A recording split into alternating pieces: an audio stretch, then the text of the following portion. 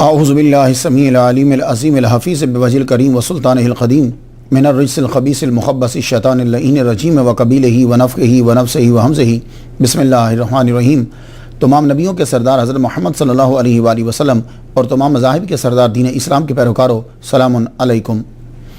حاضر رحمت میں ربی، آج کی گفتگو جو ہے وہ 88ویں مرحلہ میں داخل ہو گئی۔ آئیے اللہ کے بندوں کا ذکر کر کے اللہ کی سنت ادا کریں۔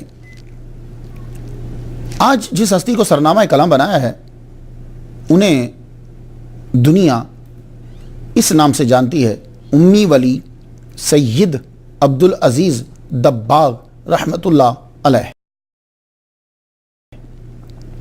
تاریخ ولادت آپ کی میری تحقیق کے مطابق 1091 ہجری 1680 عیسوی ہے، اور تاریخ وصال میری تحقیق کے مطابق 1136 ہجری اور 1723 عیسوی بنتی ہے، اور تقریباً جو میں نے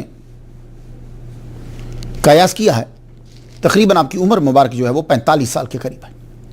سید عبدالقادر گیلانی رحمۃ اللہ علیہ کے وصال سے تقریباً 530 سال بعد پیدا ہوئے۔ آج 2015 میں دنیا سے گئے ہوئے آپ کو 292 سال ہو چکے ہیں۔ آپ کا مزار مبارک مراکو کے شہر فیض کے اندر ہے۔ تمام انبیاء و اولیاء کا مشترکہ اعلان، اللہ کے سوا کوئی معبود نہیں۔ تمام اولیاء نے اور تمام انبیاء نے اسی چیز کی تبلیغ کی ہے۔ آئیے گفتگو کو آگے بڑھانے سے پہلے ایک مخصوص چین سے سب سے بڑا پیام آپ کی نظر کرنا چاہتا ہوں۔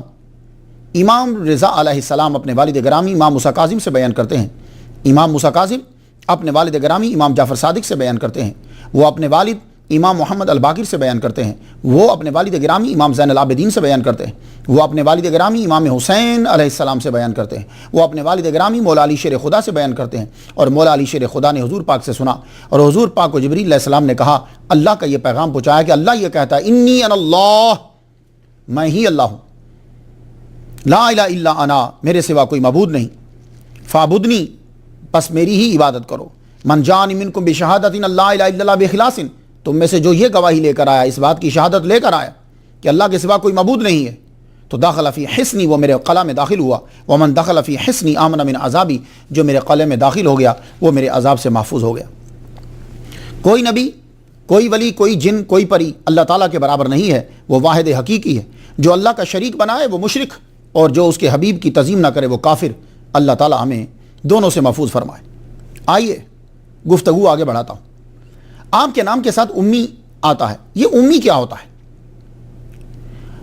عام حالات کے اندر اگر کسی سے ہم یہ پوچھتے ہیں کہ امی کا معنی کیا ہے، تو وہ لوگ بڑی تیزی کے ساتھ اس کے معنی بولتے ہوئے آگے گزر جاتے ہیں۔ یہ جی امی کا معنی ہوتا ہے جو پڑھنا نہ جانتا ہو، جو ان پڑھ ہو، جو جاہل ہو۔ تو یہ بات یاد رکھیے گا، امی کا معنی تیزی سے نہیں بتانا، بڑی آہستگی سے رک کر اور سوچ کر بتانا ہے۔ کیوں؟ اس لیے کہ امی جو ہے یہ ہمارے محمد مصطفیٰ صلی اللہ علیہ وآلہ وسلم کی صفت ہے، جنہوں نے پوری دنیا کو علم دیا ہے۔ تو اس لیے ذرا رک کر پھر اس کا معنی بتانا ہے۔ تو آئیے ہم قرآن مجید میں دیکھتے ہیں کہ یہ امی کا معنی، لفظ امی جو ہے وہ کتنے معنی میں استعمال ہوا ہے۔ تو پہلی بات جو ہے، حاضر رحمت میں ربی، پہلا معنی میں آپ کو بتا دوں کہ امی وہ ہوتا ہے جس کے پاس پہلے کوئی آسمانی کتاب نہ ہو، اسے کہتے ہیں امی۔ اب میں اس کے لیے سورہ جمعہ کی آیت نمبر 2 جو ہے وہ پڑھنا چاہتا ہوں، دوسری آیت پڑھنا چاہتا ہوں۔ بسم اللہ الرحمن الرحیم۔ هو الذی بعث فی الامیین رسولا منہم، وہ اللہ تعالیٰ کہ جس نے امیین میں بھیجا انہی میں سے رسول۔ اب اس رسول کا مقام کیا ہے، منصب کیا ہے، صفات کیا ہے؟ یتلو علیہم آیاتہ، آیاتہ مینز یعنی قرآن مجید، وہ قرآن مجید پڑھتا ہے، ان کے لیے پڑھتا ہے، ان پر پڑھتا ہے، انہیں پڑھ کر سناتا ہے۔ وَيُزَكِّيهِمْ، ان کے دلوں کو پاک کرتا ہے۔ وَيُعَلِّمُهُمُ الْكِتَابَ، اور کتاب ان کو سکھاتا ہے۔ تو اب یہاں امیین کا معنی آپ اگر کرتے ہو جاہل، اگر آپ کرتے ہو امیین کا معنی ان پڑھ، جو پڑھنا نہیں جانتا، پڑھانا نہیں جانتا، اگر یہ معنی کرتے ہو تو پھر بتائیے کہ اللہ تعالیٰ امیین بولنے کے بعد فرما رہا ہے کہ وہ کتاب پڑھتا ہے، دلوں کو پاک کرتا ہے اور کتاب سکھاتا ہے۔ اب مجھے اتنا بتا دیجئے کہ کیا اگر امی کا معنی ان پڑھ کریں گے تو کیا آپ کے سکولوں اور کالجز کے اندر وہ لوگ پڑھاتے ہیں جو ان پڑھ اور جاہل ہوتے ہیں؟ نہیں۔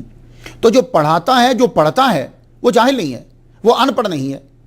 تو تو اللہ تعالیٰ نے کہا کہ رسول بھیجا امیین میں، تو امیین میں سے، منہم نے یہ آ کر بتایا کہ امیین میں سے ہی حضور پاک ہیں. تو جب حضور پاک انہی میں سے ہیں تو آپ کا شجرہ نسب جن سے ملتا ہے ان کے اندر بہت سے لوگ تھے جو لکھنا بھی جانتے تھے اور پڑھنا بھی جانتے تھے. تو معلوم یہ ہوا کہ امی کا ایک معنی قرآن مجید میں یہ ہے کہ جس کے پاس پہلے سے آسمانی کتاب نہ ہو اسے کہتے ہیں امی. اسی طرف اشارہ آپ کو ملے گا سورہ آل عمران کی ان آیات کے اندر بھی، وَقِيلَ لِلَّذِينَ أُوتُوا الْكِتَابَ وَالْأُمِّيِّينَ أَسْلَمْتُمْ ذَلِكَ بِأَنَّهُمْ قَالُوا لَيْسَ عَلَيْنَا فِي الْأُمِّيِّينَ. اب اس سے بھی یہ اشارہ ملتا ہے کہ وہ جن کے پاس کتاب نہیں تھی آسمانی ان کے ساتھ وہ زیادتیاں کرتے رہتے تھے. تو امی کا معنی جن کے پاس آسمانی کتاب نہیں. دوسرا معنی امی کا یہ ہوتا ہے وہ شخص جو علمی لحاظ سے اپنی پیدائشی حالت پر ہو. اب انسان کی پیدائشی حالت کیا ہے؟ پھر میں قرآن مجید پڑھتا ہوں، بسم اللہ الرحمن الرحیم، سورہ نحل کی آیت نمبر 78 ہے. اللہ تعالیٰ فرماتا ہے وَاللَّهُ أَخْرَجَكُم مِّن بُطُونِ أُمَّهَاتِكُمْ لَا تَعْلَمُونَ شَيْئًا. اللہ تعالیٰ نے تمہیں تمہاری ماؤں کے پیٹوں سے نکالا کہ لا تعلمون شیئا، تم کچھ نہیں جانتے تھے. تو اکثریت کی حالت پیدائشی یہ ہے کہ وہ جب پیدا ہوتے ہیں تو لا تعلمون شیئا ہوتے ہیں، کچھ نہیں جانتے. لیکن نبی اس سے استثناء کرنا پڑے گا آپ کو انبیاء کا. کیوں؟ اس لیے کہ انبیاء کی پیدائشی حالت یہ نہیں ہوتی. ان کی کیا ہوتی ہے؟ اب میں آپ کو دلیل دے دیتا ہوں. عیسیٰ علیہ السلام سیکنڈ لاسٹ نبی ہیں جو پیدا ہوئے، ٹھیک ہے. وہ پیدا ہونے کے 3 دن بعد کہہ رہے ہیں انی عبداللہ آتانی الکتابہ وجعلنی نبیہ. میں عبداللہ ہوں، یہ نہیں کہا میں اللہ کا نبی ہوں، میں عبداللہ ہوں. اس میں بھی ایک نقطہ ہے. اور مجھے کتاب دی ہے. اب کتاب دینے کا مطلب یہ نہیں کہ آپ ہولڈ کیے ہوئے تھے کوئی کتاب، نہیں. آپ کے پاس کتاب تو کوئی ہولڈ نہیں کر رہے ہوئے تھے آپ، تو پھر کیوں کہہ رہے ہیں مجھے کتاب دی ہے؟ تو مطلب کتاب کا علم دیا ہے، کتاب ہولڈ نہیں کرے ہوئے. تو پیدائشی حالت نبی کی یہ ہے کہ وہ لا تعلمون شیئا نہیں بلکہ اس کے پاس پوری کتاب کا علم ہوتا ہے. اب چلے جائیے آگے بڑھیے حضرت موسیٰ علیہ السلام کی طرف. حضرت موسیٰ علیہ السلام جب پیدا ہوئے آپ کے 3 مہینے بعد ولادت کے یا 3 ہفتوں کے بعد یا کچھ دنوں کے بعد لگا لیجئے، جب فیرو کے دربار میں اس نے انتظام کیا دائیوں کا کہ دائیں آئیں اور آ کر دودھ پلائیں، تو جانتے ہو کہ موسیٰ علیہ السلام نے دودھ نہیں پیا تھا. کیوں نہیں پیا تھا؟ کئی لوگ اپنی تجی پیش کر سکتے ہیں لیکن جب قرآن مجید آ جائے پھر عقل کا استعمال نہیں کرتے. تو میں نے قرآن مجید سے پوچھا کہ موسیٰ علیہ السلام دودھ کیوں نہیں پی رہے؟ تو جانتے ہو قرآن نے کیا کہا؟ وَحَرَّمْنَا عَلَيْهِ الْمَرَاضِعَ مِن قَبْلُ. ہم نے من قبلو ہی موسیٰ علیہ السلام پر حرام کر دیا تھا کہ ان کا دودھ نہیں پینا. تو حرام اور حلال آپ جانتے ہیں کہ یہ کیا ہوتا ہے؟ کہ یعنی آدمی کو معلوم ہوتا ہے، علم ہوتا ہے کہ یہ چیز مجھے استعمال نہیں کرنی، یہ حرام ہے. اس کا علم ہونا ضروری ہے. اب امریکہ کے اندر کئی لوگ بیچارے آتے ہیں جب ان کو علم نہیں ہوتا اور وہ چیزیں استعمال کرتے ہیں. کئی ڈبل روٹی ہیں، یہاں بریڈ ہیں، وہ بریڈ جو ہے وہ حلال نہیں ہے. کئی جو ہے وہ کیک ہیں وہ حلال نہیں ہے. کئی چیزیں ایسی، آئس کریم ہے کئی. تو ہر چیز یہاں حلال نہیں ہے. ایون کہ جو بیف ہے اس کے برگر جو ہیں وہ حلال نہیں ہے، اس لیے کہ یہ پہلے گائے کو شوٹ کرتے ہیں، گولی مارتے ہیں، اس کے بعد اس کو بلا بسم اللہ پڑھے کاٹ دیتے ہیں، یعنی پوری گردن اڑا دیتے ہیں، خون اندر ہی رہتا ہے. اسی طرح چکن جو ہے وہ بھی حلال نہیں ہے کیونکہ بسم اللہ اللہ اکبر پڑھ کر اس کو ذبح نہیں کیا گیا. تو لیکن شروع میں لوگوں کو معلوم نہیں ہوتا، تو حرام ہے، یہ اس کا علم ہونا ضروری ہے. تو موسیٰ علیہ السلام ولادت کے 3 ماہ بعد یا تیسرے دن آپ ان دائیوں کا دودھ نہیں پی رہے کیونکہ اللہ تعالیٰ نے پہلے سے کہہ دیا کہ یہ حرام ہے. تو ان کے پاس حلت و حرمت کا علم ہے اور یہ سب سے بڑا علم ہوتا ہے. پھر اس کے بعد چلیے حضرت ابراہیم علیہ السلام. آپ کی کتنی عمر ہے؟ آپ کی عمر تھوڑی ہے. 18 سال کی عمر میں تو آپ نے ٹکر لے لی تھی بادشاہ سے، نمرود سے. اس سے قبل کی بات ہے. اللہ قرآن مجید میں فرماتا ہے کہ میں نے رشد، ان کو ابراہیم علیہ السلام کو ہم نے رشد دے دیا من قبل. تو ابراہیم علیہ السلام کے پاس بھی علم ہے. تو میں بتلانا اصل میں یہ چاہتا ہوں کہ امی کا معنی جو یہ ہوتا ہے کہ وہ شخص جو پیدائشی علمی لحاظ سے پیدائشی حالت میں ہو. انبیاء کا اس میں استثناء ہے کیونکہ انبیاء پیدائشی طور پر جو ہیں وہ ان کی حالت یہ نہیں ہوتی کہ لا تعلمون شیئا. اب تیسرا معنی امی وہ ہوتا ہے کہ جس کا علم دنیاوی کتابوں اور استادوں کا محتاج نہ ہو. یہ تیسرا معنی ہے امی کا. یاد رکھیے گا، بہت ایک بات ہے یہ، اور یہ حل ہو جائے تو مسائل کافی حل ہو سکتے ہیں. امی کا معنی جس کے پاس آسمانی کتاب پہلے سے نہ ہو. امی کا معنی جو علمی لحاظ سے پیدائشی حالت پر ہو. امی کا معنی کہ جس کا علم دنیاوی کتابوں اور استادوں کا محتاج نہ ہو، یہ تیسرا معنی ہے۔ حضور صلی اللہ علیہ وآلہ وسلم کو جو امی کہا گیا وہ اسی معنی میں کہا گیا، اور 2 مرتبہ امی کہا گیا حضور پاک کو۔ سورہ اعراف کی آیت نمبر 157 اور 158 کے اوپر، الذین یتبعون الرسول النبی الامی فآمنوا باللہ ورسولہ النبی الامی، حضور پاک کو امی کہا گیا۔ تو یہاں جو امی ہے حضور کے لیے وہ کن معنی میں ہوا کہ آپ کا علم جو ہے وہ دنیاوی کتابوں اور استادوں کا محتاج نہیں ہے۔ آپ نے جو فرما دیا، آپ کا استاد جو ہے وہ اللہ ہے، الرحمن علم القرآن، رحمان نے قرآن سکھایا۔ تو رحمان نے جب قرآن سکھایا تو رحمان آپ کا استاد ہوا۔ تو قرآن کے اندر جو علم ہے وہ دنیاوی کتابوں کا محتاج نہیں ہے، جو قرآن نے کہہ دیا آج تک سائنس جو ہے وہ اس کو بیان کر کر کے نوبیل پرائز حاصل کر رہی ہے۔ تو امی کا ایک اور معنی ہوا، وہ کیا ہے؟ ام القرا کا رہنے والا، جیسے حضرموت کا رہنے والا حضرمی کہلواتا ہے، اس لیے امی کا ایک معنی یہ بھی ہوا۔ تو کچھ بات سمجھ میں آ گئی۔ تو سیدی عبدالعزیز دباغ رحمۃ اللہ علیہ کو جو امی ولی کہا گیا، تو اب ولی امی کیسے ہوتا ہے؟ حضور پاک امی ہیں کہ آپ کا استاد کوئی دنیا کا بندہ نہیں ہے، اللہ ہے، اور آپ کا علم دنیاوی کتابوں کا محتاج نہیں ہے۔ آگے پھر حضور نے ایک شریعت بنا دی، قرآن، حدیث، فقہ۔ اب بنا استاد کے، بنا کتابوں کے، جس کو قرآن، حدیث اور فقہ آتی ہو، اسے بھی لوگ امی کہنے لگ گئے محمد مصطفیٰ صلی اللہ علیہ وآلہ وسلم کے صدقے سے۔ تو سیدی عبدالعزیز دباغ رحمہ اللہ کو جو امی ولی کہا گیا، آپ نے قرآن، حدیث، فقہ، یہ چیزیں کسی استاد سے جا کر، کسی مدرسہ میں جا کر نہیں پڑھی، اللہ تعالیٰ نے آپ کو کشف کے ذریعے سے اس کا سارا علم عطا فرما دیا۔ امی ولی سمجھ میں آگے، گفتگو آگے بڑھاتے ہیں۔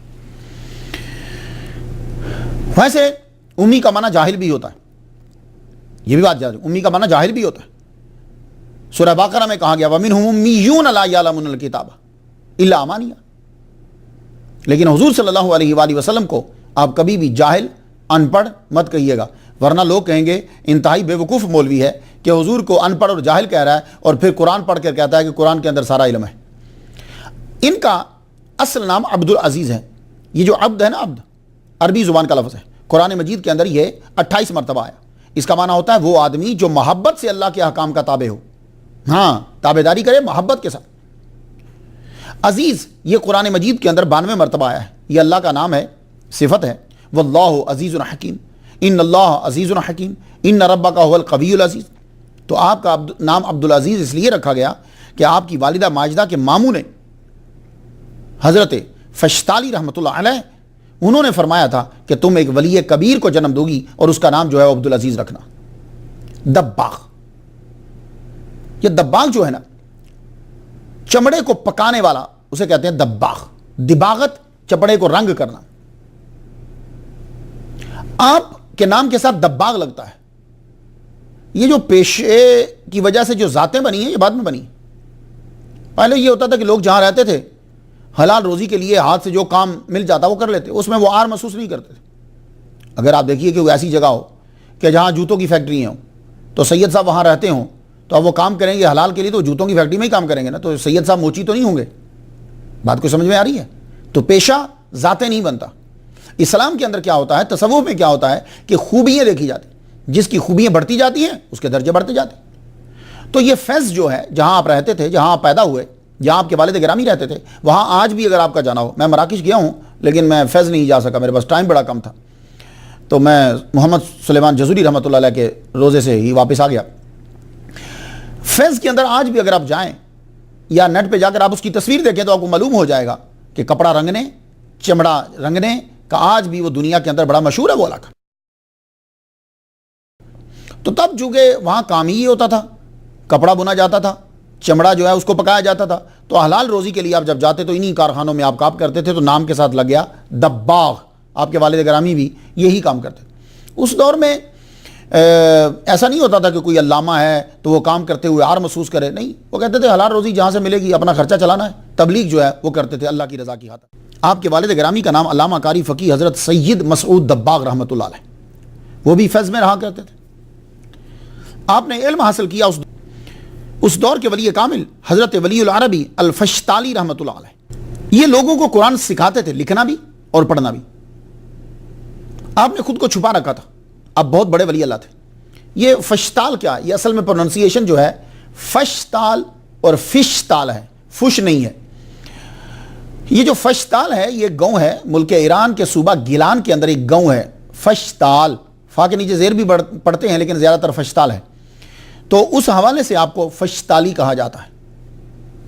آپ لوگوں کو قرآن سکھاتے تھے، کرامات آپ کی بڑی مشہور تھی، بہت بڑے بڑے لوگ جو ہیں وہ آپ کے مرید تھے۔ ایک روز آپ نے سید مسعود دباغ رحمۃ اللہ علیہ کو بلایا اور فرمایا میں اپنی بھانجی فارحہ کا نکاح تمہارے ساتھ کرنا چاہتا ہوں، کیا تم قبول کرتے ہو؟ سر کو جھکا لیا، کہنے لگے حضور ہر آدمی آپ کے علم کی وجہ سے آپ کی تعظیم کرتا ہے اور آپ ماشاءاللہ امیر بھی ہیں، میں ایک غریب آدمی، نکاح کرنے سے تو کوئی مجھے پرابلم نہیں ہے، لیکن میں مہر کیسے ادا کروں گا؟ تو مہر کی بڑی فکر ہوتی تھی، یہ ڈاوری جو ہے یہ کیسے ادا کریں گے؟ ہمیں تو فکر ہی نہیں ہوتی نا، چاہے 10 لاکھ لکھ دو 20 لاکھ لکھ دو، کون سا دینا ہے؟ نہیں، یہ عورت کا حق ہوتا ہے، آنر ہوتی ہے، اس لیے وہی مقرر کیا کرو کہ جو تم اسے دے سکو۔ تو آپ نے کہا مہر کیسے دوں گا میں؟ مہر دینا میرے لیے بڑا مشکل ہے۔ آپ نے فرمایا اس کی تم فکر نہ کرو، وہ مہر میں دے دوں گا، وہ میں دوں گا۔ کہنے لگے ٹھیک ہے حضور۔ تو آپ نے اپنی بھانجی کا نکاح جو ہے وہ سید مسعود دباغ رحمۃ اللہ علیہ کے ساتھ کر دیا۔ یہ شادی آپ نے انہی کو بلا کر کیوں کی؟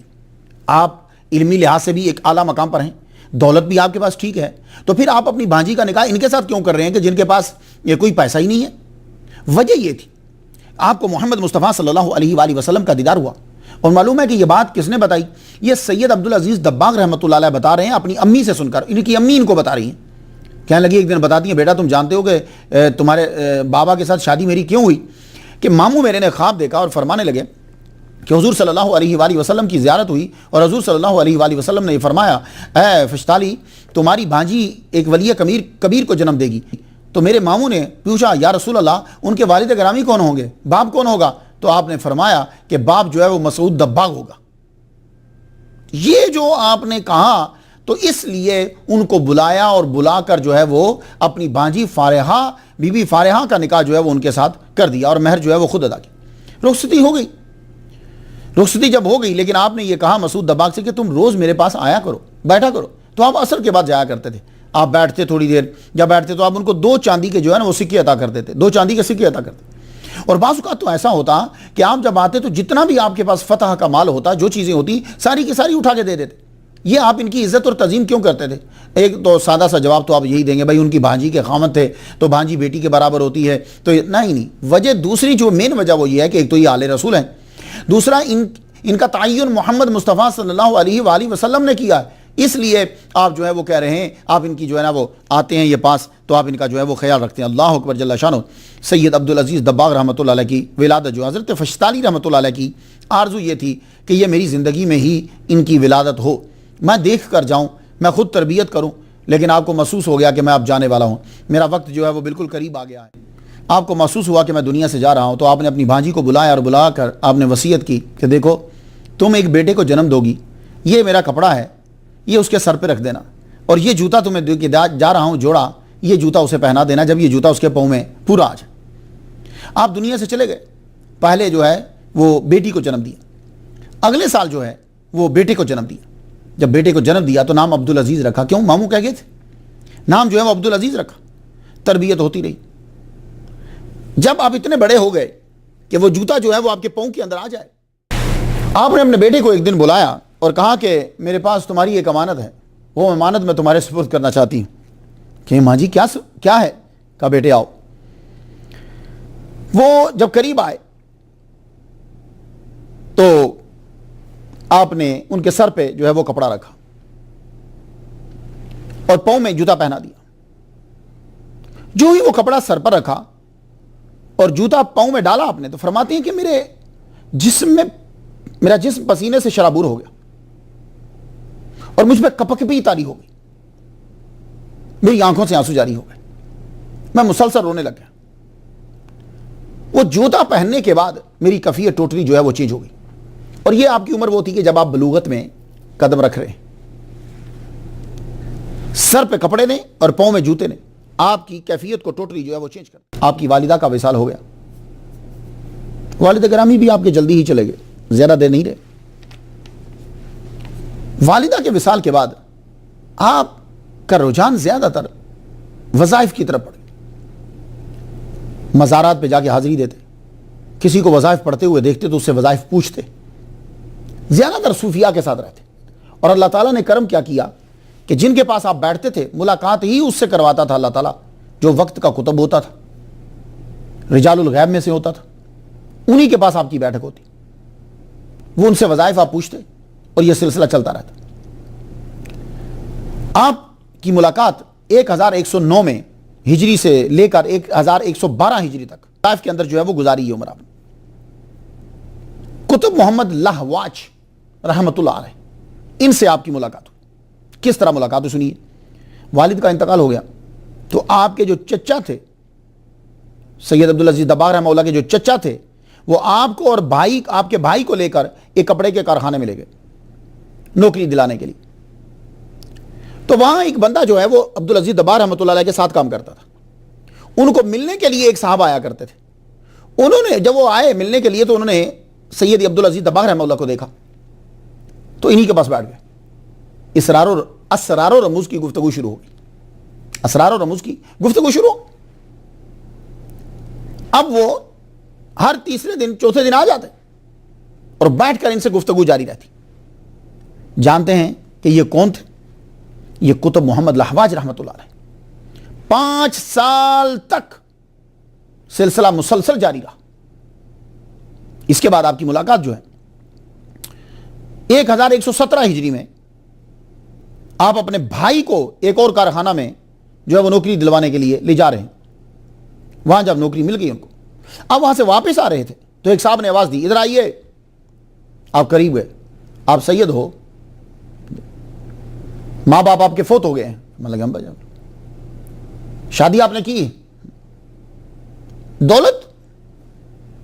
فرمایا دولت کا کبھی خیال ہی نہیں رہا، دھیان ہی نہیں دیا، خرچہ پورا ہوتا چلتا بس یہی ٹھیک ہے۔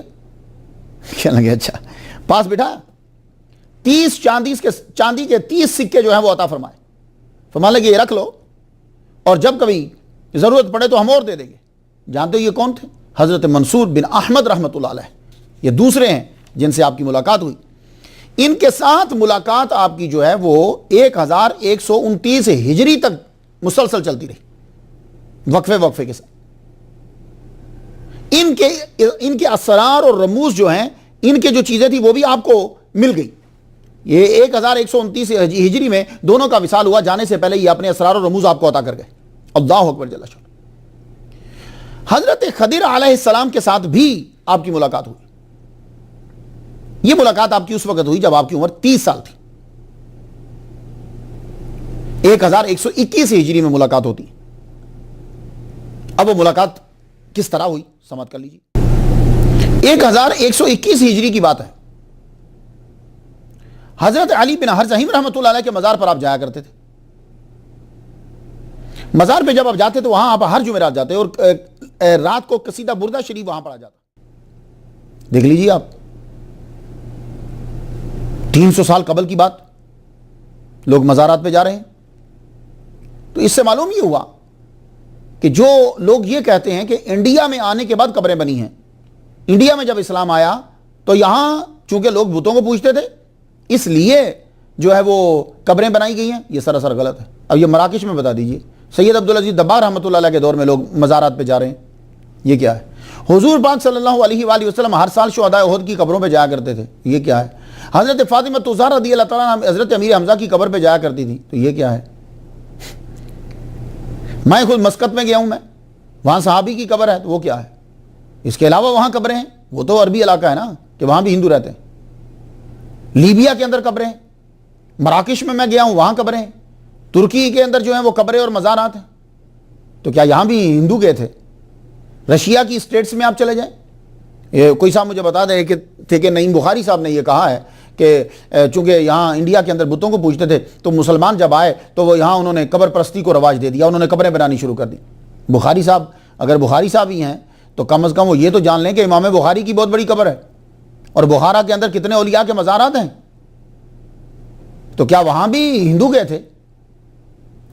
تو آدمی جو ہے وہ ٹھیک ہے، اس کا علم کم ہوتا ہے لیکن اقرار تو کرے، یہ تو نہیں نا کہ وہ فوراً فیصلہ صادر کرنا شروع کر دے۔ تو علی بن ہرزہیم رحمۃ اللہ علیہ کے مزار پر آپ جاتے اور قصیدہ بردہ شریف پڑھا. ایک دفعہ قصیدہ بردہ شریف پڑھنے کے بعد آپ واپس آ رہے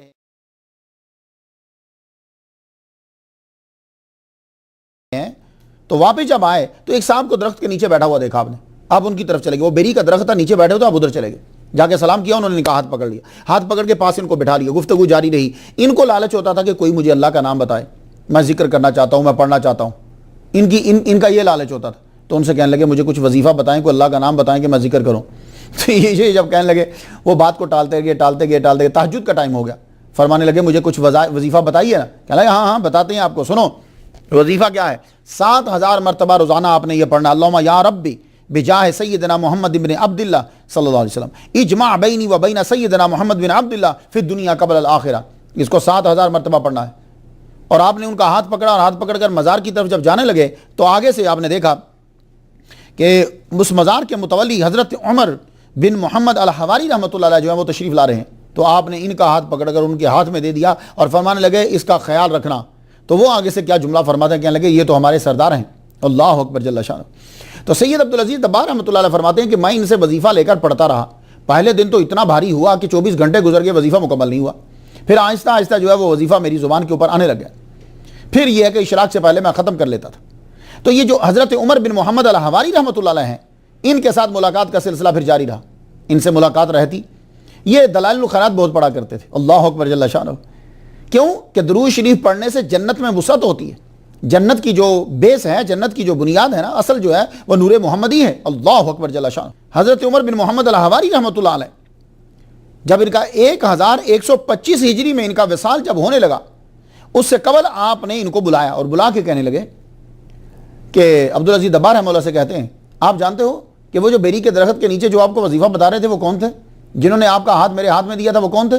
کہنے لگے حضور آپ بہتر سمجھتے ہیں. کہنے لگے وہ خضر علیہ السلام تھے جو آپ کو وظیفہ بتا کے گئے تھے. اور سنو ایک بات میں تمہیں اور بتاؤں, تم جانتے ہو کہ میں مرید کس کا ہوں, میرے پیر کون ہیں؟ کہنے لگے حضور آپ بتا دیجئے. کہنے لگے تمہاری والدہ کے ماموں حضرت فشتالی رحمۃ اللہ علیہ جو ہیں وہ میرے پیر و مرشد ہیں. اللہ اکبر جل شان. اس دن عبدالعزیز دباغ رحمہ اللہ فرماتے ہیں کہ مجھ پہ عقدہ کھل گیا, واضح ہوا کہ میرے والدہ کے ماموں کتنے اعلیٰ مقام پر جو ہے وہ فائز تھے, کہ اتنے بڑے بڑے لوگ ان کے مرید تھے. اللہ اکبر جل شانہ. پھر یہ ہوا کہ آپ پر کشف, چیزیں آپ اوپر آشکار ہونے لگے. اتنے اولیاء کرام سے جب آپ نے اسرار و رموز لے لیے, وظائف ان کے جو ہیں وہ لے لیے, تو آپ کے اوپر یہ چیزیں بالکل واضح ہونے لگے. تو فرماتے ہیں کہ جمعرات 8 رجب 1125 ہجری کا واقعہ ہے کہ میں گھر والوں نے یہ کہا کہ جائیے تیل لے آئیے, مچھلی کو جو ہے وہ تلنا ہے. فرماتے ہیں کہ میں تیل لینے کے لیے بازار گیا, بھی میں آدھے میں ہی پہنچا ہوں کہ کیا دیکھتا ہوں کہ میرا جسم جو ہے وہ بڑا ہونے لگ گیا. میرے جسم پہ کپکپی طاری ہو گئی, پسینے میں شرابور ہو گیا, میں آگے قدم بڑھا ہی نہیں پا رہا. میرا جسم بڑھتا گیا اور مجھے کائنات یوں نظر آنے لگی. پھر اتنا بڑھ گیا کہ تمام سمندر کے اندر کی چیزیں ہر شے مجھے نظر آنے لگی. میں آگے نہیں گیا, میں واپس آ گیا گھر. کتنے دن میں وہاں بیٹھا رہا. پھر میں اس دور کے امام فقیہ الحاج احمد جراوندی رحمۃ اللہ علیہ سے میں نے ملاقات کی. ان کو میں نے جب اپنا واقعہ بیان کیا تو فرما لگے چلو میرے گھر چلو. گھر گئے, گھر بٹھایا اپنے پاس. بٹھانے کے بعد فرما لگے اب سناؤ. آپ نے جب وہ بتلایا کہ کس طریقے سے میرا جسم بڑا ہوا اور کیسے میں چیزوں کو دیکھنے لگا, تو آپ نے فرمایا لا الہ الا اللہ محمد رسول اللہ. کہنے لگے آج بڑے سالوں کے بعد, سینکڑوں سال گزر گئے, بڑے سالوں کے بعد جو ہے وہ ایک ایسے آدمی کے بارے میں سننا اور ملنا نصیب ہوا کہ جس پر یہ کیفیت طاری ہوئی ہے. اللہ اکبر جل شانہ.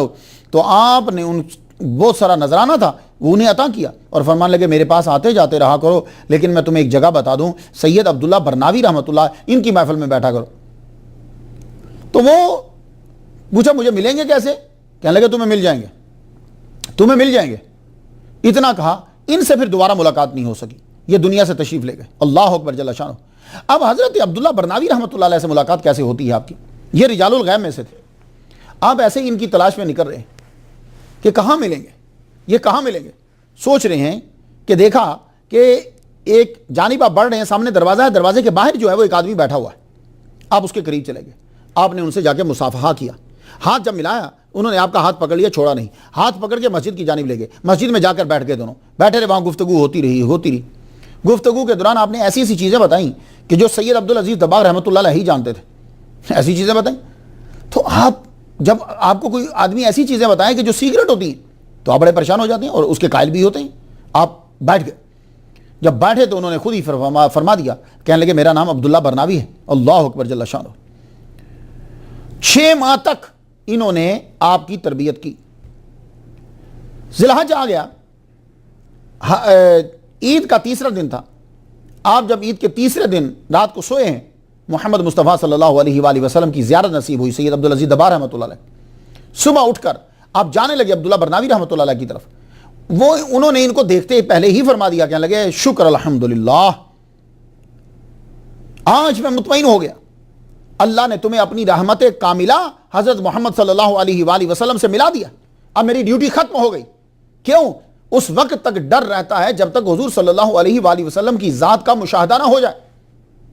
سب سن لیجئے, جتنے لوگ تصوف میں آگے بڑھ رہے ہیں اور تصوف کے بارے میں جاننا چاہ رہے ہیں, وہ یہ سن لیجئے, جب تک آپ کو حضور کی ذات کا مشاہدہ نہیں ہو جاتا تب تک آپ کو خدشہ ہے. چاہے آپ عرش پہ پہنچ جائیں, چاہے آپ انبیاء سے ملاقات کریں, چاہے آپ پر ساری دنیا آشکار ہو جائے, تب تک آپ کو ڈر رہتا ہے جب تک ذات مصطفیٰ صلی اللہ علیہ وسلم کا مشاہدہ نہ ہو جائے. یہ بات یاد رکھیے. ماشاءاللہ مجھے بڑی خوشی ہوئی, ہمارے انڈیا سے کالج کے انگلش کے اسسٹنٹ پروفیسر, انہوں نے مجھے میسیج بھیجا, میری ان سے بات بھی ہوئی.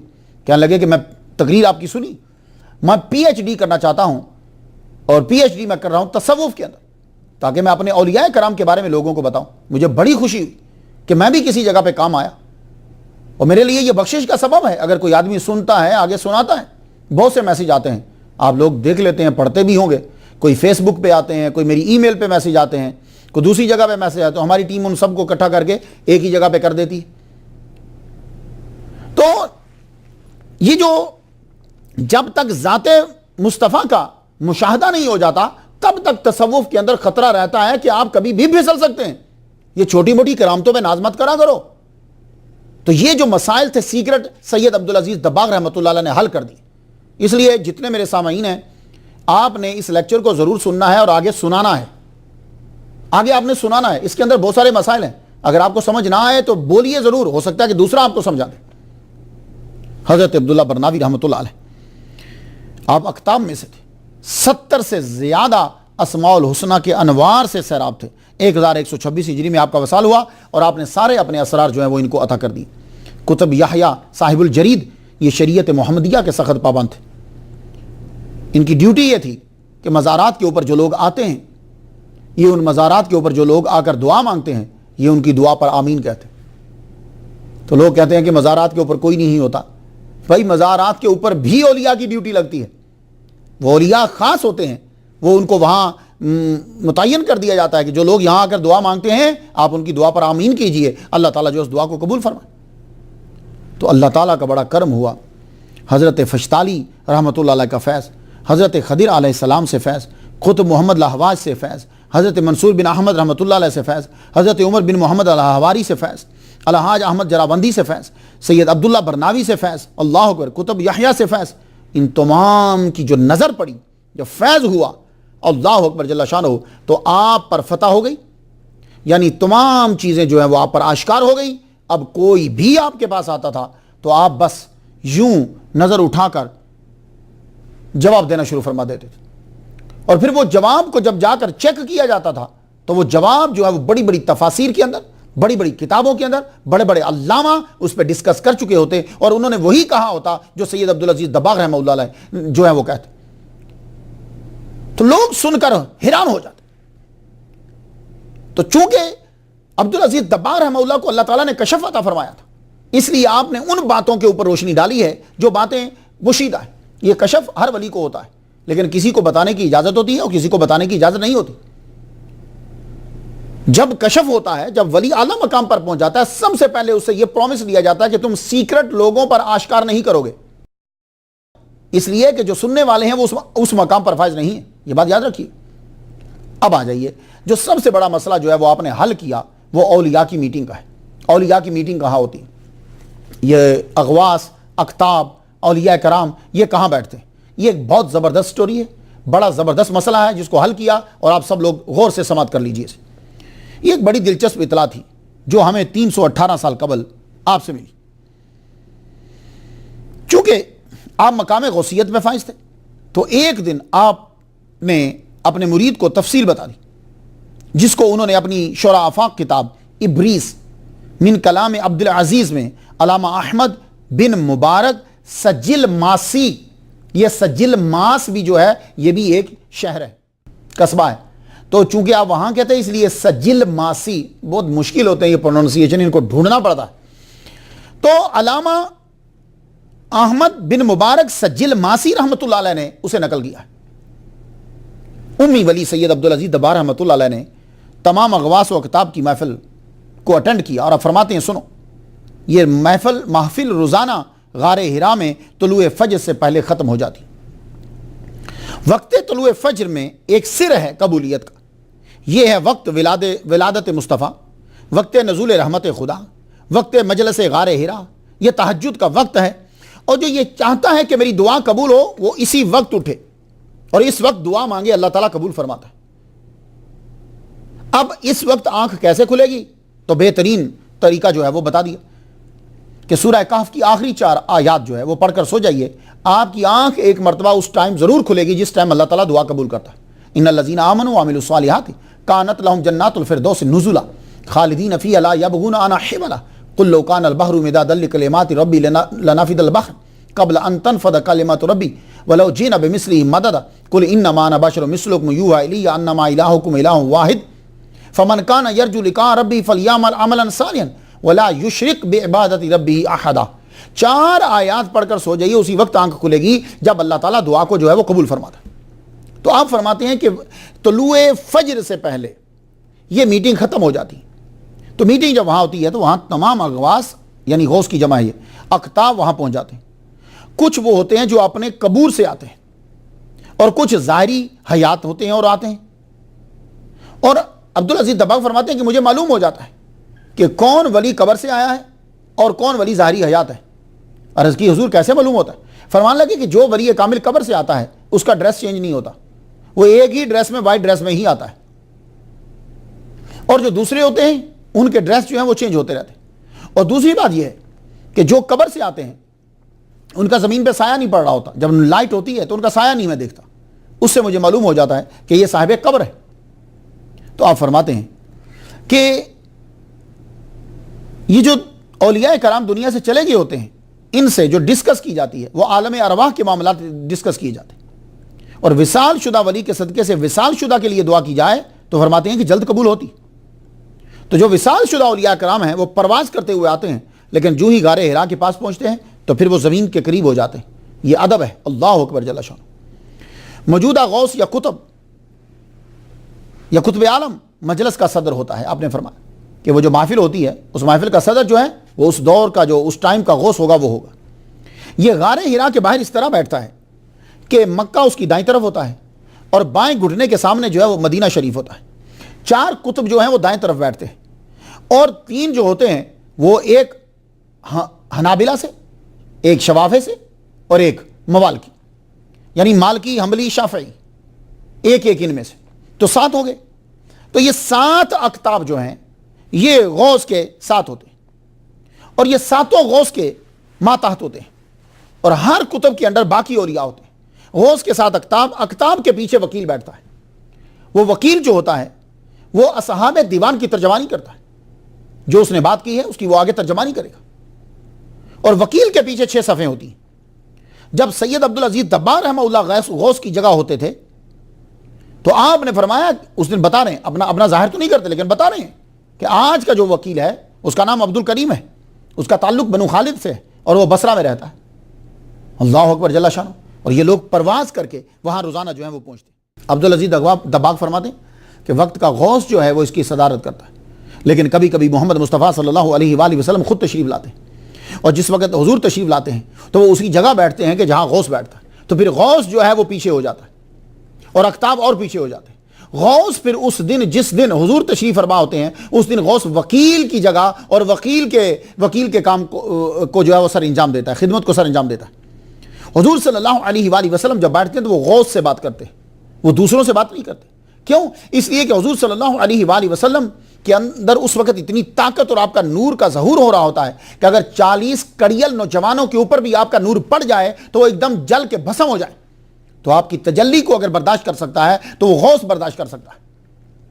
تو غوث سے آپ فرماتے ہیں، غوث پھر آگے اقطاب کو کہتا ہے، اور اقطاب جو ہے وہ پھر آگے ساری بات آگے پھیلا دیتے ہیں۔ اور حضور صلی اللہ علیہ وآلہ وسلم کبھی تشریف لاتے ہیں تو آپ کے ساتھ ابراہیم علیہ السلام بھی ہوتے ہیں، آپ کے ساتھ موسیٰ علیہ السلام بھی ہوتے ہیں، آپ کے ساتھ دوسرے انبیاء بھی جو ہیں وہ ہوتے ہیں، اور کبھی کبھی حضور صلی اللہ علیہ وسلم کے ساتھ ازواج مطہرات ہوتی ہیں، اور آپ کے ساتھ آپ کے صحابہ کرام بھی ہوتے ہیں، اور کبھی کبھی نواسے بھی ساتھ ہوتے ہیں۔ تو عبدالعزیز دباغ رحمۃ اللہ علیہ فرمانے لگے ایک مرتبہ جب حضور تشریف لائے تو آپ کے ساتھ بی بی فاطمہ تو زہرا رضی اللہ تعالیٰ عنہا بھی تھی، اور وہ اس طرف بیٹھیں گے جہاں ولیہ عورتیں کچھ عورتیں بھی جو ہیں وہاں حاضر ہوتی، تو وہاں عورتوں کی جگہ کے اوپر وہاں وہ بیٹھی، اللہ اکبر جل شانہ، اور انہوں نے حضور صلی اللہ علیہ وآلہ وسلم کے اوپر درود پڑھا تو فرمانے لگے کہ وہ مجھے یاد ہے، اللہم صلی علی من ہوا امام الانبیاء والمرسلین، اللہم صلی علی من ہوا امام اہل الجنہ۔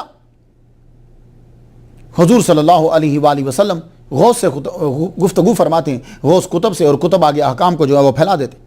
تو غار حرا کے اندر جو زبان استعمال کی جاتی ہے وہ سریانی استعمال کی جاتی ہے، کیونکہ یہ زبان جو ہے وہ مختصر ہوتی ہے۔ غار حرا کی مجلس میں رجال الغیب ہوتے ہیں، جنات ہوتے ہیں، فرشتے بھی ہوتے ہیں، مگر یہ سب پیچھے رہتے ہیں، اللہ اکبر جل شانہ۔ اور جس دن حضور صلی اللہ علیہ وآلہ وسلم تشریف فرما ہوتے ہیں، آپ کے ادب کے لیے اس دن گفتگو صرف عربی زبان میں کی جاتی۔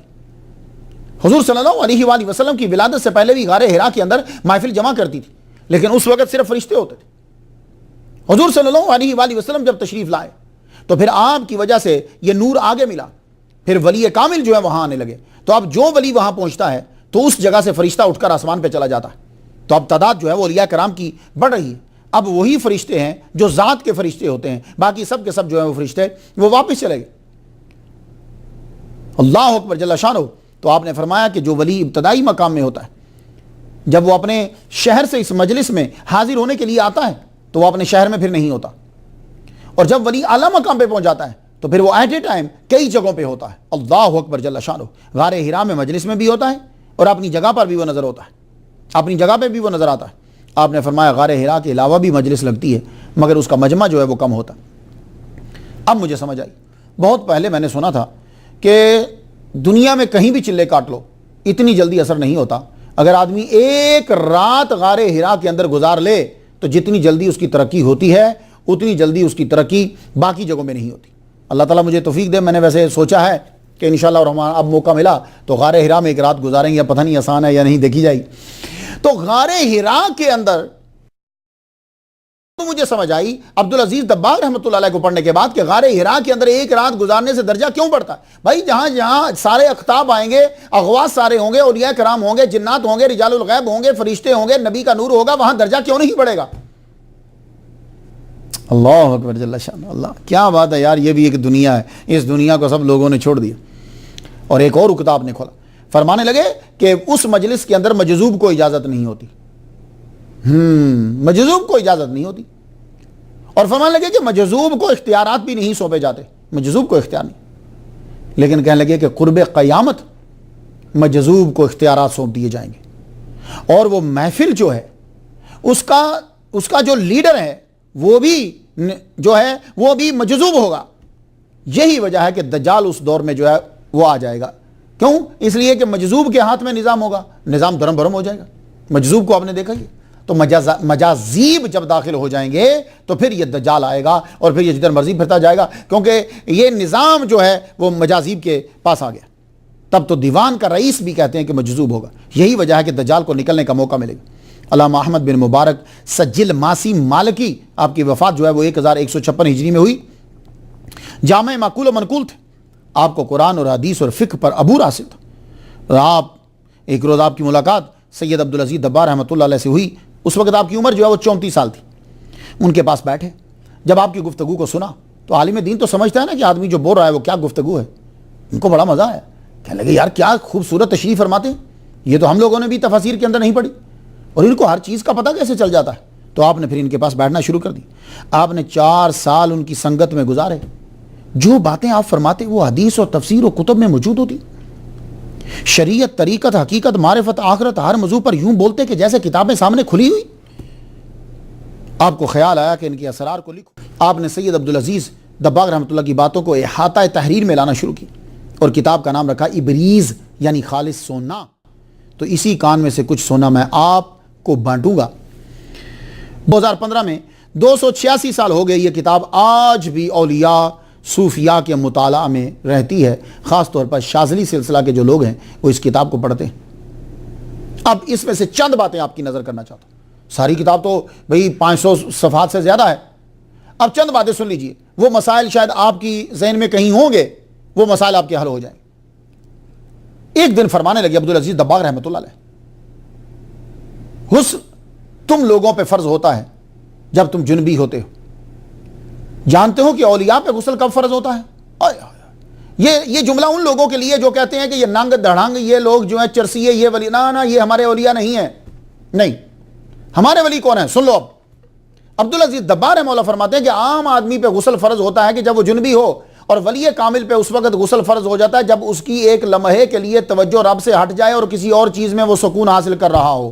اللہ اکبر جل جلالہ، جاؤ بانٹ دو یہ جملہ پوری دنیا کے اندر، ولیوں کے دشمنوں کو بتا دو کہ ولی یہ کہتا ہے کہ ہم پہ اس وقت غسل فرض ہو جاتا ہے جب اللہ سے توجہ ہٹ جائے اور کسی دنیا کی چیز میں سکون اسے ملے،